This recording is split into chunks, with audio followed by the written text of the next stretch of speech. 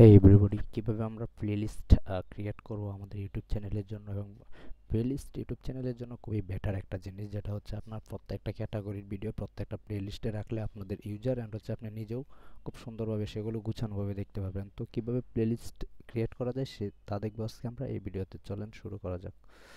তো first of all, এটা হচ্ছে আমার চ্যানেল হচ্ছে ওয়াইফ অ্যান্ড অ্যাপ। আমি আমার চ্যানেলটা এরকমভাবে ভিউ করলাম, আমি হচ্ছে আমার ভিডিওগুলো দেখতেছি। তো আমি একটা রিয়েক্টের প্লেলিস্ট বানাবো। তো আমার অলরেডি প্লেলিস্ট আছে, কিন্তু আমি হচ্ছে সেভ উইথ লেটার, ঠিক আছে, এই জায়গায় ক্লিক করব। এই যে সেভ টু প্লেলিস্ট, এই জায়গায় ক্লিক করব। এখন হচ্ছে আমার জাভাস্ক্রিপ্ট নামে একটা প্লেলিস্ট আছে, আমি জাভাস্ক্রিপ্ট নামে রিয়েক্ট নামে একটা বানাবো। টাইটেল দেবো আর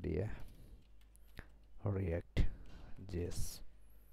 এটা প্রাইভেট আছে, পাবলিক করে দেবো। পাবলিক করে দিলে সবাই দেখতে পারবে। অ্যান্ড হচ্ছে ক্রিয়েট করে দিলে আমার ক্রিয়েট হয়ে গেছে অলরেডি। আমি যদি প্লেলিস্টে যাই তাহলে আমরা দেখতে পারবেন যে রিয়েক্ট নামে একটা প্লেলিস্ট আমার তৈরি আছে। এটা হচ্ছে রিয়েক্ট, এটা হচ্ছে রিয়েক্ট জেএস প্লেলিস্ট, এটা হচ্ছে জাভাস্ক্রিপ্ট প্লেলিস্ট।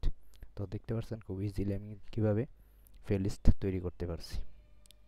তো